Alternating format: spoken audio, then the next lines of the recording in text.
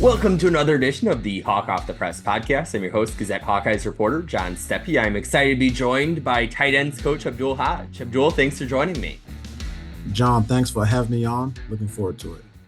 So first of all, going into year 3 now of you coaching at your alma mater, what's that like in terms of coaching at a place where obviously you had a lot of playing success and have such a strong connection to? It's been a blast. Obviously, I'm extremely fortunate not only to do what you love doing, which is teaching and coaching ball, but doing with people that you really love and enjoy being around. And I know that's kind of rare in this day and age with the way that are going, high school, college, and NFL. But it's been a blast. I'm going into my third season year here, and I've never woke up one day and was like, man, I got to go into the office today. Matter of fact, we're on vacation now. I'm still in office. So so it's been great. The biggest thing is being around people that are cheering for you, being around people that want to see you succeed, which is awesome. Working for Coach Ferentz, a guy that you played for many, many years ago, and to come back as an assistant coach is it's a dream come true. I've got a lot of friends that coach college football, and we all strive or would love to work for your alma mater and to get the opportunity to do so. And I was a unique place because Coach Ferentz has been here going on his 26th season. I was class of 2001, and to be in the building with guys that I've played with, Kelvin Bell, Liddell Betts. I didn't play with LeVar Woods. Him and I just missed each other, but you couldn't tell by the relationship we have built. And just, even Ray Braithwaite being, he was here when I was here as a student athlete, and just a lot of great support. Obviously it helps because you know what those guys are experiencing as you got a firsthand at it as a student athlete here in Iowa City and what they're going to experience going forward. So it helps in recruiting and those types of things. And, guys respect it. They love it. When former guys come back, and just to be in the building is every day is around a great staff and around great student athletes is awesome. Is it different when you're referring to Kirk now as a fellow coach as opposed to, you as a player and him as your coach? Yeah, it's very similar because he's never changed. I, I still call him coach. I never call him by his first name yet, out of respect. But it's amazing. I'm really eating it up. When you hear the student athlete, a lot of times you take things for granted. But coming back as an assistant coach under his leadership, you just you're so excited to just learn from him. I mean, his messages, his his the meetings that he have when he's talking to our players or even talking with staff members. Our staff meetings is awesome, and you just eat it up. I'm always taking notes. I'm learning. I sit right next to him in a staff meeting, which is quite cool too. Now and then I kind of peep over at his notes, but he's obviously an individual I look up to, and I love him. He's been doing a great job, but more importantly, I'm definitely soaking everything up that I can. And then what's kind of your why in terms of why you coach? So I got done playing in 2000, and my last season was with the Carolina Panthers in 2010. And when I got done playing football, I really didn't want anything to do with football. I was kind of worn out physically and mentally, and was ready for the next stage of life. And then one day, Coach Williams, Jonathan Williams, is his full name. He was the principal of Northeast High School, and Jonathan Williams, was at Board Anderson. My time there, he's one of the coaches, football coach, and he coached wrestling, and he was our athletic director. And he sent me a text message, and he said, "Coach," well, he said Abdul. He said, "Abdul, do you mind coming out here and meet with me?" And at first, I'm looking at the text message because I know what it's about. I'm like, because when you, as a former guy, a lot of people try to encourage you to come out and coach ball. But I said, you know what? Mr. Williams he was awesome to me. He was great to my friends. He was a great coach. So I responded to him. I told him, I'll come to Northeast and meet with him and see what it's about. And it was about how do you like, coaching on the staff. He had just hired a head coach. So I told him yes.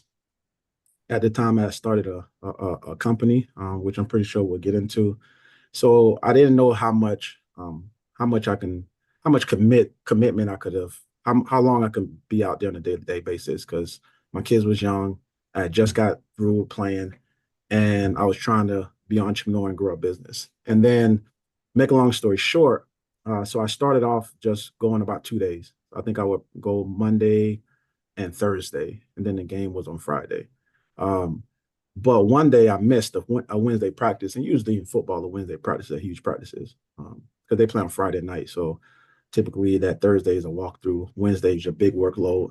And a player named PJ, and he was a linebacker at the time. I was coaching the linebackers, and he said, "Coach, where you was at yesterday?" I said, PJ, sorry about that. I couldn't be here. Blah blah blah blah blah blah blah. Kind of gave him the rundown. Only come out here a limited time, limited time. And he said, Coach, I needed you, right? And once he kind of said that, it kind of did something to me. I kind of felt bad in a sense because I had had a talk with myself. I'm like, here I am with a been around a lot of great mentors, a lot of great teachers, coaches, and it's kind of like I'm hoarding information. And here's a guy who just wants to simply get better.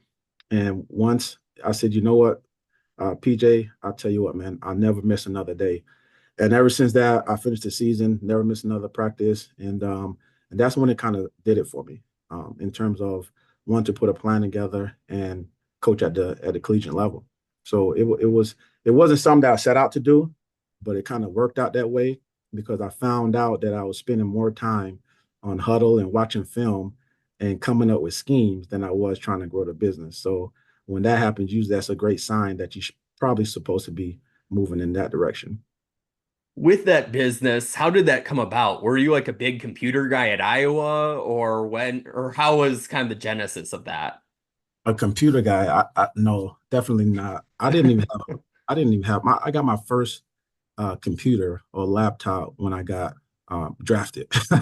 So I did not grow up with a computer in my home, a laptop in my home. So it's a long story, but I'll try to keep it simple. So I'm from the Virgin Islands. I was born in St. Thomas. My father was born in St. Thomas. My mom's from St. Kitts, the British Virgin Islands. My dad relocated and he moved to Atlanta, Georgia. When he moved to Atlanta, he opened up a restaurant. The name of the restaurant was Fish Supreme Deluxe, and it was on 13 Butler Street. It was right down the street from Grady Hospital, and it was a big hit in that area. The staff was me, my mother, and her five sons, and my father, and we were the employees.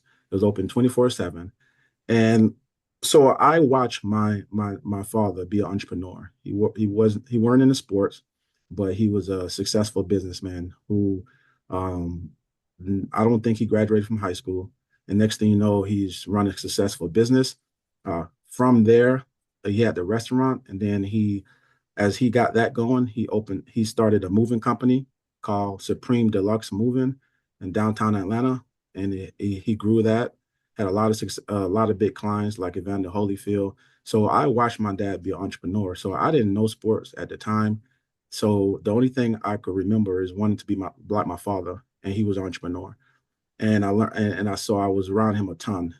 And then my mother and my father separated, and then my mother and my five brothers moved to live with my cousin down in Fort Lauderdale. So we kind of stayed with them because we didn't have, we were trying to, we had to relocate, and moms didn't have a ton of money. So till we got on our feet, we stayed with our cousin. It was like 12 or 13 of us in the three bedroom house. But my cousins played football. I'm going somewhere with this. My cousins played football. So that's how I got into the sport. So when I got done and I retired from the National Football League, the only thing that I really wanted to do was be an entrepreneur. And I don't know if you ever heard of the company Two Men in a Truck. Does that name? So yeah, so Two Men in a Truck. When I think about my father and when he started Supreme Deluxe Moving, I'm like, that was my dad. It was my father and my older brother, and they started a moving company in Atlanta, Georgia. Okay, but it did not grow. So when I think about it, Well, it grew, but it didn't grow to the level where Two Men in the Truck is, where they're one of the biggest franchises in the moving space. And I think when I think about it, I'm like, my dad had great service. Um, he had a great work ethic, but he didn't have the marketing. He didn't have the proper messaging. He didn't have the technology or the tools to really scale. So that's when I always had a passion for that, to working with small businesses, because mom and pop shops, quote unquote.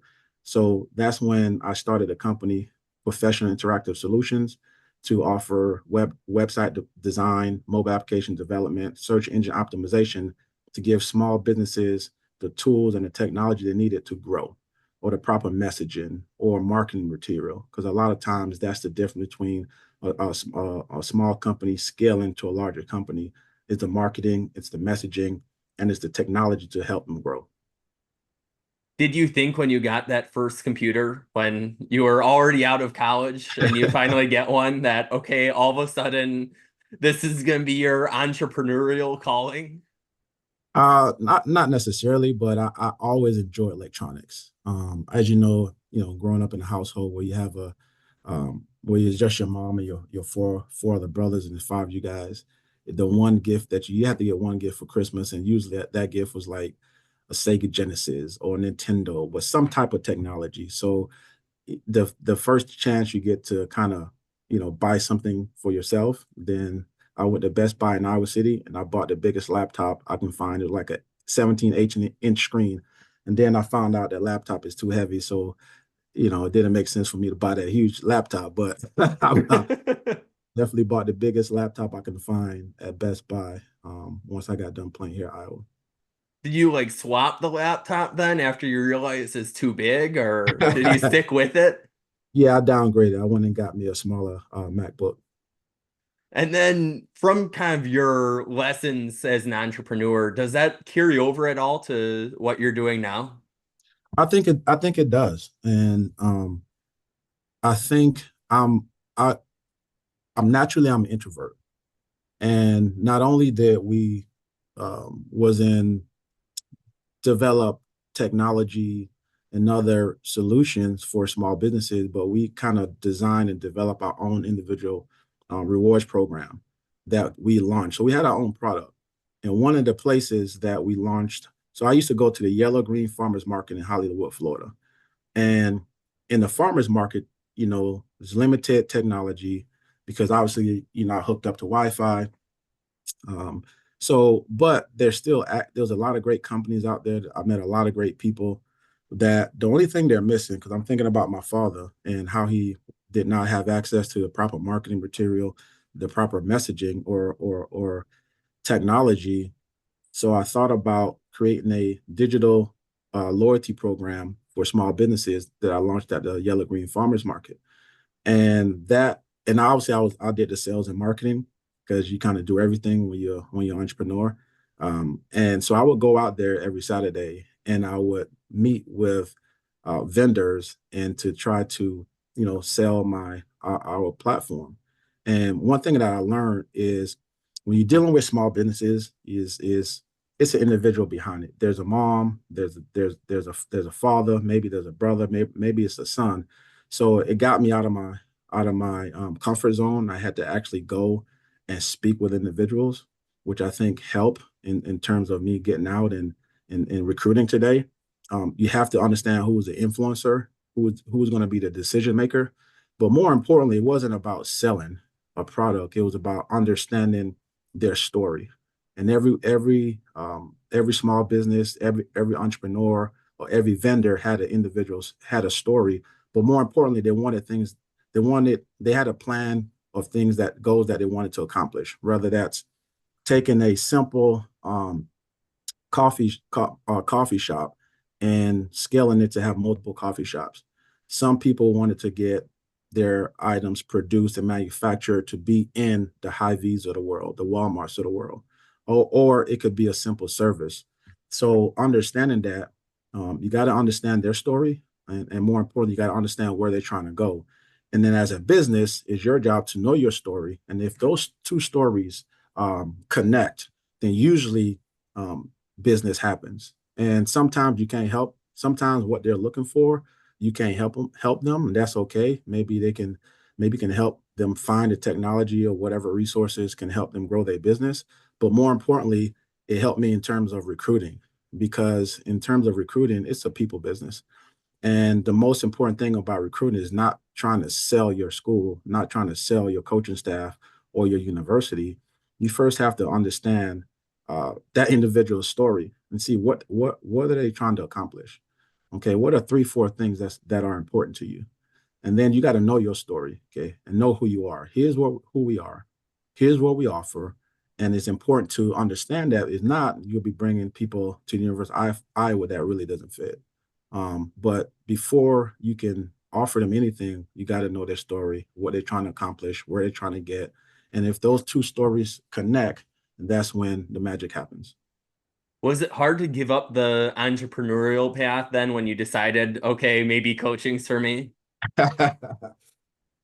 Initially, yes, because especially because when you put your heart in anything, that's like your baby, and that product was our baby, and that business were our baby, and you want to nurture it, and you want to grow it, so you become attached to it.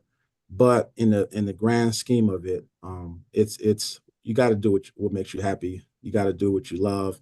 Entrepreneurship is awesome, but it could be also very lonely, and I'm better served being around in a team atmosphere around great people. And I love football. I absolutely love football. My wife would tell you, she said, Abdul, I don't know anyone in the world that loves football more than you. And I try to, I try, because she said, all you want to do is talk about football all day. So I try, at least when I go home, I try to change the subject, but somehow we'll end up back on football. And she loves football too. She is very supportive, and she, but at the same time, you got to do what you enjoy. Not a lot of people go through life and actually find something that they actually love doing, and waking up every day, going to work with a rush and around really great people. Like, I know that's rare because people tell me that's rare. And so it's something I'm never going to take for granted. I'm always going to appreciate it, and I'm continue to do my best job. Well, speaking of football, I think a lot of fans are kind of curious what this 2024 offense is going to look like. Mhm. How do you kind of describe what fans should expect to see come August 31st? Yeah. It's Here's what I'll say. I think Tim Lester has came here. He's done a really great job in the spring. I think is a very difficult position for anyone, offense, defense, or special teams coordinator, to come in and install a entire new system. So I think that's a challenge in itself. But just looking back at spring, I think he did a great job. I think our guys fully bought into it. And when I look at the offense, this is the Shanahan West Coast system. I know you've kind of heard that before, but when I step back and actually put in perspective, I think it's another way to control tempo.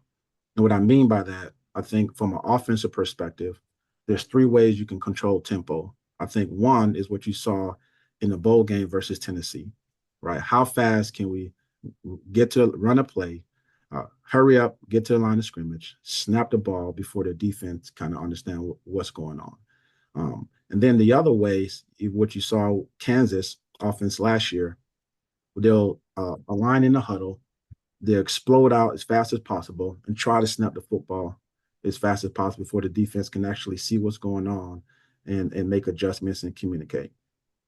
The third way I think offenses, and this is a way that I see with the Shanahan West Coast system, is we will still huddle.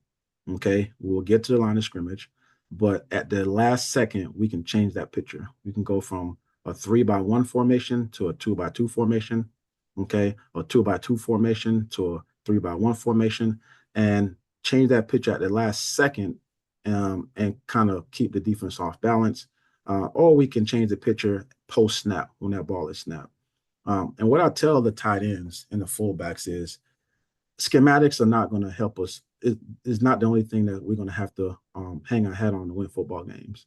Like, when all the motion's clear, when all the smoke clear, we're still going to have to be technically and fundamentally sound, because eventually what we put out is going to be on tape. And the defense is going to study those tendencies.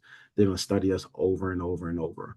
I think the Shanahan West Coast system is a really great system, has a lot of flexibility, in the run game, in the passing game, has a lot of answers that's already built into it, whether that's hots or different variations in terms of their formations, various personnel groupings, and all. There's a lot of motions and shifts. But at the end of the day, we still at Iowa going to have to be technically and fundamentally sound. We're going to have to be sound in how we run the football, how we block up front. We're going to have to create explosive in the passing game. More importantly, we're going to have to protect the football because when we protect the football, we've been really great around here for a long time. And then defensively, we're going to continue to play fundamentally sound and the same thing, eliminate explosives, take the football away. We're going to have to be really great on special teams. So those things are not going to change, even though the offense is going to look more flexible, more fluid. Going to have a lot of variables and a lot of formations, motions, and shifts. But we got to keep our eye on that. We still got to play sound football. I'm assuming still a lot of 12 personnel after all this is Iowa. Yes, I don't think that's going to change. I think you'll see 12 personnel grouping. You will also see 11, so we can be in 13, but I think it allows us to be in 12 and still align like we're in 11 personnel. I think it allows us to be in 11 personnel, but have condensed formations and run the same plays that you would do in 12. The difference is our wide receiver will also be a huge part of the running game because now they will have the responsibility going to block a linebacker or block a safety or a corner. So when I look at it, you're still going to have to play ball, But to answer your question, yeah, it's going to look somewhat different, but the fundamental parts of it, not going to change. And then as you're adapting to this, Tim obviously has his connections to Green Bay. Has that been helpful in terms of being able to see what they've done with kind of this style of offense? Absolutely. When he first showed up, I think just being able to see those pictures, being able to see the examples, being able to pull up Green Bay's tape and seeing some of those same concept, I think is very, very helpful because it can give you a visualization of what it's supposed to look like. And then we had the opportunity to take a trip to Green Bay and sit down with their staff and talk to them, and also sit in their staff meeting room, sit in their team meeting, but also take a look at practice. So I think that's an advantage, with Tim being on staff. And I'm pretty sure if we have any questions, I can call a tight ends coach, or he could make a quick call over to Green Bay if we want to have any clarity on anything that's going on. But so far, I think Tim has been doing a really great job, and our guys are totally bought in. I'm assuming you were still able to find your way around Green Bay. Probably hasn't changed that much. Not yeah. I did. Green Bay is it's still Green Bay, but just like Iowa City, it's the real estate market is different. There's a lot of new condos and buildings that were not there when you were there. But more importantly, they have invested a lot of money in their facilities. Their facilities look totally different to me, and that's what's great about Green Bay is that they don't have an owner, so they can take that money and reinvest in the players, and it's been paying off. And they have a great setup up there. I was very impressed with what I saw. And then I see you have the Big Play Lachey shirt on today. I have the big plate Lachey shirt on today. Yes. So, what have you seen from him? It's been a while since Iowa fans have been able to see him in game because of the Mhm. injury. What have you seen from him this spring and this summer? And are there any areas in particular where you've seen him especially improve? You know, First off, we got to kind of go back to last year, and it was unfortunate because he got hurt in week 3 versus Western Michigan. But prior to that spring and that training camp, he probably had the best spring and best training camp that he's ever had. And I think he had improved a lot of different things he wanted to improve, especially in the running game. We know he's big, he's long, he's athletic, he has great hands, he's really smart. But I thought his run blocking fundamentals had really improved and gotten better. If you go back at when we played Iowa State up in their place, a lot of those big runs, Luke was at the point of attack, and I thought he did a great job. Unfortunately, he kind of got hurt, and that's the worst part about football are the injuries. And he stayed engaged. He continued to lead in a way that he knew how to, but also I thought he grew as a leader. because now you can't just, lead by example. You kind of have to be a little bit more vocal, grab guys, put your arm around them, and actually sit down and meet with them. And I thought he did an amazing job. And I think this is going to pay off for him in the long run in terms of his improvement and his leadership. And he was still, I mean, he only played 3 games and he was voted team captain. So that tells you a lot about him. But Luke had a great spring. Obviously, we was very, very cautious or smart about the workload that we gave him, and for various reasons. But more importantly, he doesn't need a ton of reps. He's smart enough to get a lot of mental reps. He's played a lot of ball for us, and I think he's going to have a great year. I'm just praying that he continue to stay healthy as I am with our entire football team, because I think if so, we'll have something special. And then speaking of your tight ends this year, the charity softball MVP apparently, Addison Ostrenga with his 3 home runs. Do you know he had that in him? Yeah, I mean, when we recruited him, he was committed here to play baseball, and my son plays baseball, and so when he's old, when AJ comes by, sometimes Addison will give him some tips or whatnot. But I just recently saw him this morning and congratulated him. I asked him, was he the first overall pick? He said, yeah, something like that.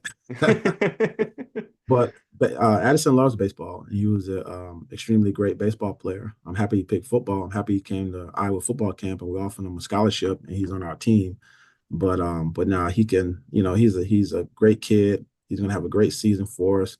And I tell people all the time when I'm on a recruiting trail, man, I'm looking for the next Addison Ostrenga because the way he works, he's a no sir, yes sir. He would do whatever you tell him to do, and he works extremely hard, and our guys love him. And then where have you seen him kind of grow the most over this last off season? I think his physicality, and not saying he's not physical, but he's actually very, very dangerous right now. I think last season you can see that come.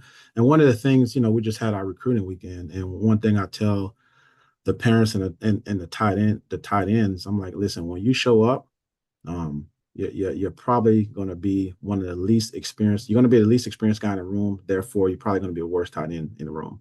And I'm actually going to be scared to put you in 9-on-7. I'm going to be scared to put you in blocks drill because you're not going to know how to technically block a college defensive lineman. And that's just a reality. And if you can understand that, then you can humble yourself and have humility. Then we can put our head down and we can go to work. We can put the right resources around you. You can understand how important the weight room is going to be when you're trying to get stronger, bigger, and faster. So you just kind of get them in that mindset. But when Addy first came here, because just like Sam Laporta, Luke Lachey, a lot of tight ends that come to Iowa, they just never put their hand in the dirt and blocked anybody. So I can tell you every rep Addison has took from the first time he showed up to this past spring, he's really strong at the point of attack. And I would say his run blocking fundamentals has really, really improved. And that's the biggest thing I've seen from Addison. But Addison is a guy that's going to continue to get better. He's never going to be complacent. He doesn't. I have not seen that from him. And more importantly, he's going to be a great leader for us. I'm just happy he's on our side. And then taking you a little bit back down memory lane here, 20 years now since that '04 season. What Yeah, kind of stands out to you looking back now 2 decades at that yeah. obviously very successful team? What stands out to me when I'm thinking about the 2004 season is that nightmare up in Arizona. So we went up to Arizona State and we got beat pretty bad. And maybe we was feeling comfortable because we had the previous year we beat them at home, but man, they had that game circled definitely. But it was a nightmare. I mean, we from the start to finish, we did not play Iowa football. We gave up explosive. It was just not good until Walner Bellius in the fourth quarter ran a punt back. But other than that, it was a nightmare. And that same season had a lot of great staple wins. You take a look at the Penn State game when we went up there and we won at 6-4. I thought that was a huge turning point in that season. And then Wisconsin, came here the last game of the season. I think all they had to do was win that game, and they would have been Big Ten champions. And we kind of beat them that game. I think it was 30-7. The one thing I do remember about that game is Greg Morrison, he looked at my face mask and it was actually bent. That was a very, very physical ball game. And we played well. I thought we dominated. I thought we imposed our will. I thought they came in kind of on cloud nine a little bit, kind of overlooking us. And we beat them at home. It was awesome in front of Kinnick Stadium, and we had a share of the Big Ten. And then we go play LSU in the Capital One Bowl, and that team was definitely one of the more. They'll definitely have more talent than we have. I'll tell you that. In 2004, you just remember guys like Sam Brownlee. You remember guys like Warren Holloway. You remember guys like Aaron Mickens. I mean, those are guys that stepped up and kind of helped us push this thing forward. So it was more of that next man in, definitely the next man in mentality. So in the Capital One Bowl, you play a talented LSU. Nick Saban is the head coach. They probably got 5, 6 first rounders on that football team. We they put the third string quarterback in, and he ended up coming back. So that's how talented that team was. But to cap it off with Warren Holloway, just making that play at the end, just says a lot about that season. Kind of where it's not where you definitely not where you start, is how you finish. And that was one of the most rewarding seasons because of how it started. I mean, because after that Arizona State game, I mean, it felt like we will be lucky to win another game that season. So we kind of came in and buried the tape. Had a 24-hour rule mentality, and I thought the coaching staff did a great job of keeping us motivated, keeping us moving forward. So a lot of great memories from that season. I remember playing with Matt Roth. That was his senior season. Jonathan Babineau, Sean Considine, obviously my guy Greenway. Tyler Lukey. Those guys up front had a really great season. Derek Robinson. Those guys had a really great season. But we forget about the guys like Sam Brownlee, Aaron Mickens, Calvin Davis, and those guys, and definitely Warren Holloway. So very rewarding because in 2022, when we kind of went through some tough times, you kind of remember those times and you use those as an example for your guys. Like, listen, man, we went to Arizona State and this happened. Because we were just coming off getting beat pretty bad in 22 to Ohio State. So you got to kind of go back in the memory lane and use what because the only how you can move on is by getting your butt up and working, not staying down, but putting in the work, and guys rallying, staying together, and taking each week at a time. And then it seemed like you were mentioning 6-4 against Penn State. I think it was also like 29-27 against Minnesota. Some real Yeah. close games in there. Yes. What was it about that team that really allowed you guys to thrive in those kind of situations? But then we had great senior leadership. I mentioned some guys, but it's always going to come down to your senior leadership, and it's going to come down to your best players playing their best football. And the way our program has been structured or designed throughout the years is that every single week we're going to get better. Every single week we're going to continue to get stronger. So I think we figured that around here, and we got to play our best ball. Want to give ourselves a chance. We got to be really great in November, and November has always been a month for us that we take pride in, and that we're going to continue to improve. But the work has to get done. But to answer your question, just going back thinking about that year, the seniors led us. Guys like I mentioned, Jonathan Babineau, Matt Roth, Sean Constantine, them guys kept us together, and the young guys just kept rallying. And the next thing you get sure of the Big Ten, and you beat LSU in the bowl game. And then you were mentioning Chad Greenway. Are you still in touch with him? Yes, Chad and I still communicate. I love that guy. He's a great example of what an Iowa Hawkeye is. We first met in December of 2000 when we was on the same official visit weekend. It was Chad, myself, Matt Rolfe. I think Mike Fowler was on that visit. I think Brad Banks was on that visit. And we hit it off ever since. When we was in our freshman year, I actually played Will Backer. Matt Roth was a Mike backer. Chad was the free safety slash quarterback slash athlete. So wasn't really sure where he's going to fit. But next thing Roth obviously moved to DN. I bump over to the Mike position, and Chad plays well. And when you really look at the story, you're looking at a guy from Mount Vernon, South Dakota, and myself from Fort Lauderdale, Florida. And when you really think about it, we all just wanted the same thing. I don't care where you at, where you black, white, you just wanted the same thing. We all wanted to wanted to win. We wanted to continuously improve no matter what that was. We wanted to be a team player. But more importantly, we had goals that we wanted to accomplish, and we wanted to get opportunity to play football here at Iowa. And we was ultra competitive. That's the one thing I remember. We would be in practice, seeing who can get to the ball the fastest first. We we had the same major, and we compete who can get an A on a test or who can get a high score on a paper. So just it was all fun. We competed against each other, but man, Saturdays was really enjoyable. Just running around and playing with someone that going to have your back no matter what, and someone you can count on, and someone that you can the Mike backer is kind of protected in the defense. I got the Will backer outside of me. I got the Sam or the Leo backer on the other side. I got safeties around me, Bob Sanders and guys like Sean Considine and Miguel Merrick and guys like Marcus Pascal. So the middle linebacker get to take a little risk. So, but you have to know who you're playing with. And definitely a guy like Chad Greenway. I know if I shot a gap and took a risk, he would back me up because he's going to run that ball. He's going to run that ball carrier down to the opposite sideline if he had to. And it allowed you to play freely and play with more confidence. And one thing I'll say about Chad is, he was able to overcome a ton of adversity. He tore his ACL here at Iowa early in his career. He did the same thing his rookie season at Minnesota. And look how he ended both of his careers at Iowa and also when he played in the NFL. So he had to work extremely hard to get to where he's at. He came in extremely raw, never played linebacker, kind of played everything else. It was 8, 9 man football.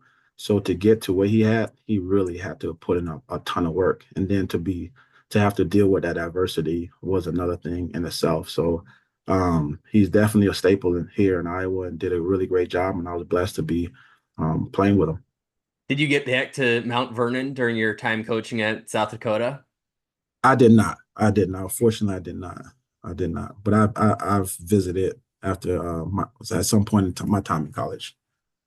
And then, if I'm remembering right, he then kind of took your number 52 when he went to the NFL. Yeah, he loved me so much he wanted to wear my number every day. No, I'm just no, he was 52. I'm not sure if he did that on purpose or not. I never even asked him about it. I just thought it was cool. And Yeah. then for you as you recruit, it seems like you and Waddell have both kind of kept an eye on Florida. What opportunities kind of do you see for Iowa on the recruiting trail in that state? Um, Florida, when I was at South Dakota, University of South Dakota, my primary my recruiting territory was Kansas City, Kansas, and South Florida. Obviously, I'm from South Florida, so I got a lot of great relationships in that area. So we was able to kind of land some top prospects in that area and bring them, get them to go from South Florida, Fort Lauderdale, Florida, or Miami, Florida, to Vermillion, South Dakota. So I always felt if we can get people to go from Fort Lauderdale, Palm Beach, or Florida in general to Vermillion, South Dakota, we can recruit kids from anywhere. And had a great experience at South Dakota. A lot of love and respect for Travis Johansson, Coach Nielsen, Miles Taylor. My brother's over there now. Steve Ferris is over there now. So they're doing a lot of great things. So I just wanted to give them a shout out because they gave me my first opportunity. I had no prior college coaching experience.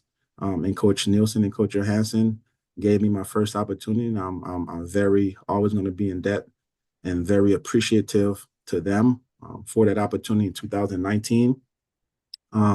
Florida have always been great to Iowa. If you go back to even when I first came to school here, Colin Cole, I didn't know anything about Iowa. I will share that story. But one day I pick up the newspaper and it was the Sun Sentinel. No internet, no computer. I already told you about that. So I pick up the Sun Sentinel. I go to the sports section, and there's two guys on the front page of the Sun Sentinel, which is a major newspaper, media down there in Fort Lauderdale. And it's two guys, Colin Cole and Fred Barr. They were both at South Plantation High School, and South Plantation had a very great defense, and they had a really great team that year. So we always looked up. We kind of looked up to those guys. Those guys were highly recruited. Next thing you know, they chose Iowa. So that kind of um, sent a huge message throughout South Florida in general.